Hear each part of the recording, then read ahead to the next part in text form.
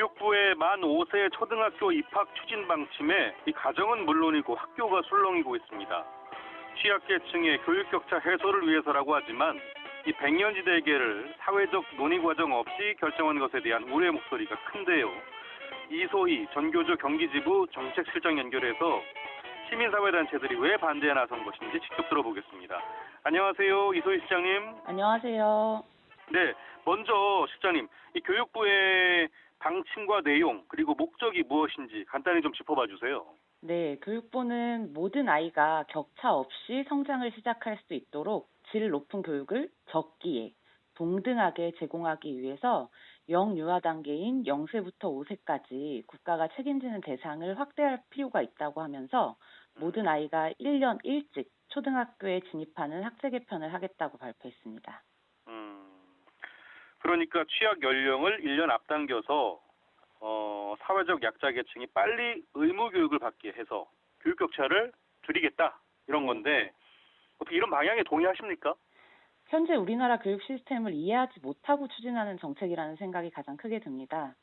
현재 우리나라 대부분의 어린이들은 초등학교 취학 전에 1년에서 3년 정도 유치원에서 누리과정 교육을 받고 있습니다. 예. 보통 한 학생의 생애를 볼 때 유치원 3년이 포함된 3, 6, 3, 3 학제라고 봐도 무리가 없을 정도지요.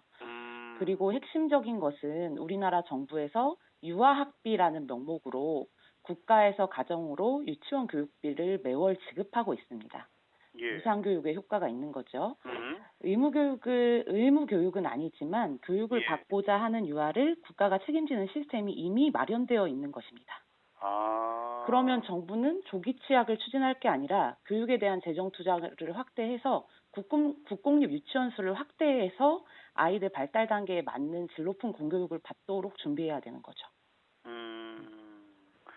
자, 지금 공론화 과정이 없었다는 것도 논란이더라고요.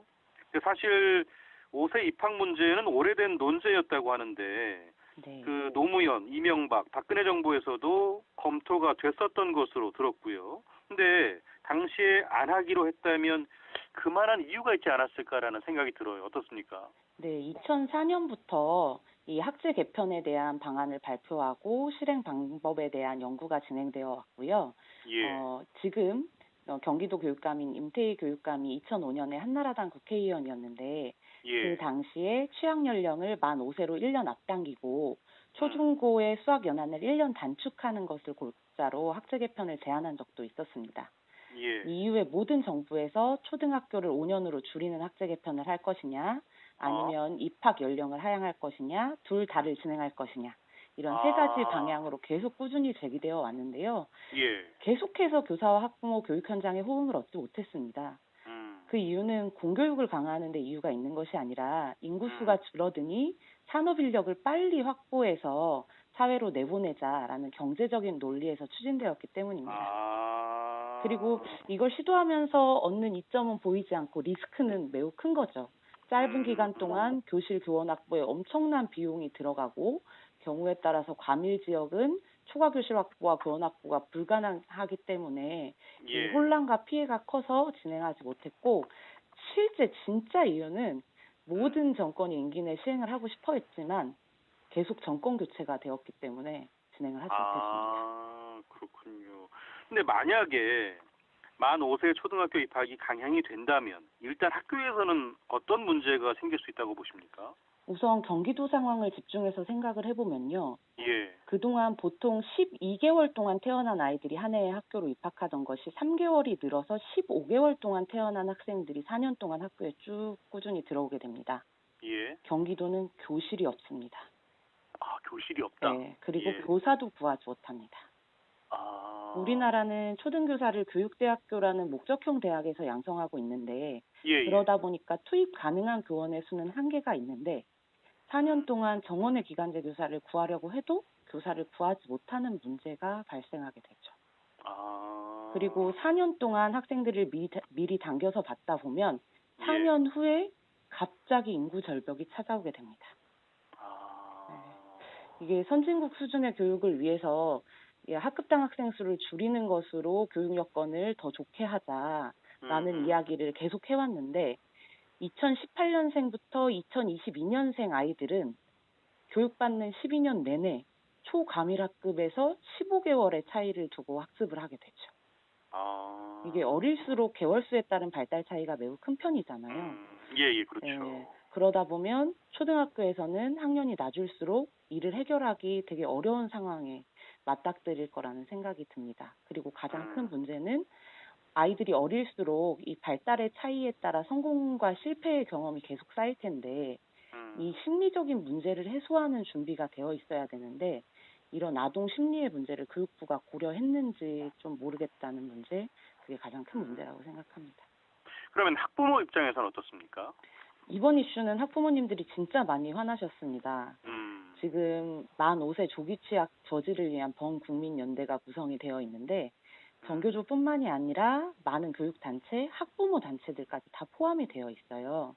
여기에서 서명과 1인 시위, 집회 이런 걸 추진 중인데 이 서명이 지금 시작하자마자 며칠 만에 14만 명이 넘었고 학부모님들이 직접 막 집회까지 참여하고 싶어 하실 정도로 우리 아이의 문제니까 이것을 막기 위해서 직접 행동을 하고 계십니다. 많이 화나 계세요. 무엇보다 가장 중요한 건 우리 학생들일 텐데요. 그래서 만 5세에 불과한 아이들이 이게 40분간 자리에 앉아서 초등학교 수업을 들을 수 있겠냐 이런 걱정도 하더라고요. 근데 또 한편으로는 아이들의 성장 속도가 워낙 빠르니까 가능할 거다라고 이야기하는 사람들도 있고요. 어떻게 보십니까? 요즘 아이들이 발육 상황은 좋아졌지만 여러 가지 발달 단계가 예전에 비해 더 나아졌느냐라고 하면 그게 아니겠다라는 교육 현장의 판단이 있는 것이고요. 또 우리나라 모든 국민들이 유치원 교실과 초등학교 교실이 어떤 차이가 있는지 아실 겁니다. 학급당 학생 수 차이도 어느 정도 있는지 아실 거고요. 이 자유로운 환경에서 대근육, 소근육을 발달해야 되는 시기에 1년을 앞당겨서 40분씩 매일 4-5시간 앉혀놔야 되는 거거든요. 이게 아이들을 위한 일인가 좀 고민해 봐야 되는 지점 같아요. 물론 과거처럼 초등학교가 학문 중심의 교육과정을 운영하면서 문제풀이식의 교육과정을 운영하지는 않습니다만 발달 단계에 맞지 않게 글 읽기, 세마기 교육을 조기에 장시간 시키는 것이 큰 문제라고 판단하는 거죠. 선행학습 연령이 지금보다 더 낮아지는 게 가장 큰 우려가 되는 겁니다. 그리고 보호자님들이 불안하면 사교육을 계속 찾게 되시잖아요. 이 조기 취약이 불안을 더 가중시켜서 사교육이 더 성행하지 않을까 이런 걱정이 있어요. 요즘 유행하는 드라마에서 어린이는 당장 놀아야 한다. 어린이는 당장 행복해야 된다. 이런 말한 등장인물의 외침이 있었는데 그런 외침이 좀 더 큰 울림으로 다가오는 문제인 것 같아요. 조기 입학이 돌봄 공백으로 이어질 수 있다. 이런 비판도 있잖아요. 근데 정부는 학교 돌봄 확대를 해결할 수 있다라고 반박을 했던데요. 이게 대안이 될 수 있다고 보십니까? 대안이 될 수 없다고 봅니다. 현재 초등학교 1, 2학년까지 운영하는 초등 돌봄 교실은 이미 포화 상태여서 대기 학생이 있어도 받지 못하는 상황입니다. 그래서 학교에서는 학교로 주먹구구식으로 계속 돌봄을 밀어넣을 것이 아니라 국가가 제대로 계획해서 아파트마다 노인정 있듯이 이 아파트 주거지역마다 국가에서 운영하는 양질의 어린이 돌봄시설을 늘리자라고 계속 이야기를 하고 있어요. 이 아이들 입장으로 생각해보면 아침 8시에 학교에 가서 저녁 8시까지 12시간 동안 한 공간에 계속 머무르게 한다는 것이 교육적이지 않잖아요. 그래서 이것이 좀 안 좋다라는 생각이 들고 교육부에서 8시 돌봄 하겠다고 매번 말은 하지만 그만큼의 보육교사가 확보되었는지도 의문입니다. 그래서 양질의 돌봄 시스템 마련을 위해서 큰 틀의 변화, 근본적인 변화를 시도할 때인데 지금 주먹구구식으로 계속 진행하고 있어서 대안이 될 수 없다라는 생각이 듭니다.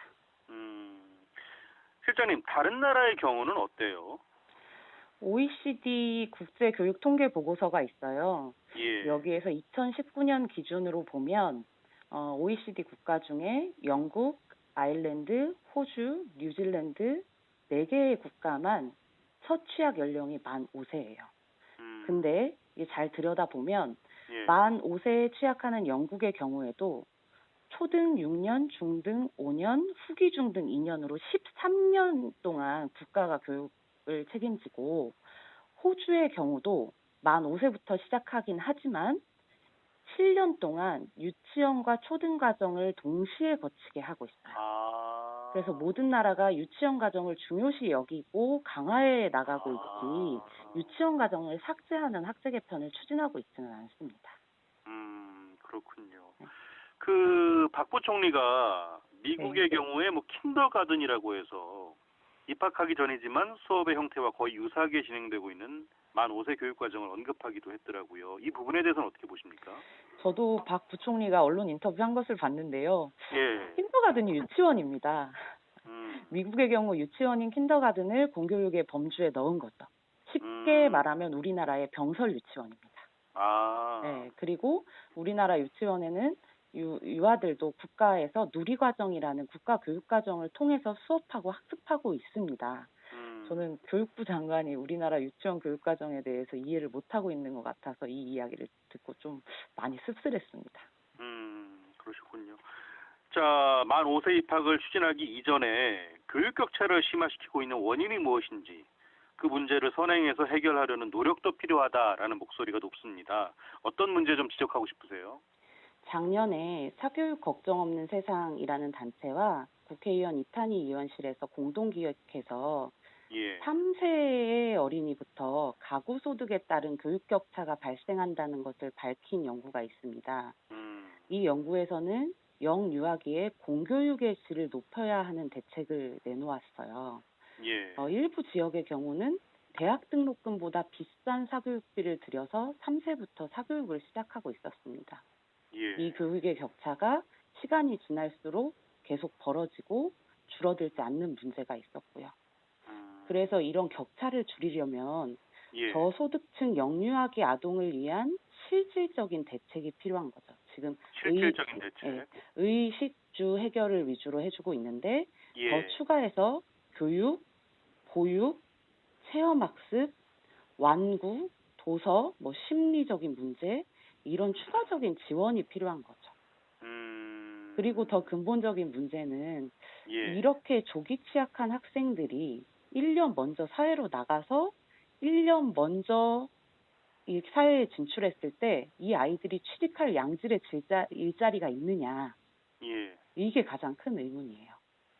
경쟁이 강화되는 이유, 입시 불안이 심한 이유를 거슬러 올라가 근본 이유를 찾아보면 우리나라에 좋은 일자리가 적어서 선발의 기회를 획득해야 되기 때문이잖아요. 이런 진짜 문제를 놔두고 한 부분의 땜질 처방 또 밀실에서 낸 대책으로는 어떠한 효과도 거둘 수 없다는 걸 좀 교육부와 정부가 직시했으면 좋겠습니다. 그래서 제발 교육 주체들과 소통해서 무언가를 결정했으면 좋겠어요. 알겠습니다. 오늘 말씀 여기까지 듣겠습니다. 고맙습니다. 네, 고맙습니다. 네, 지금까지 이소희 전교조 경기지부 정책실장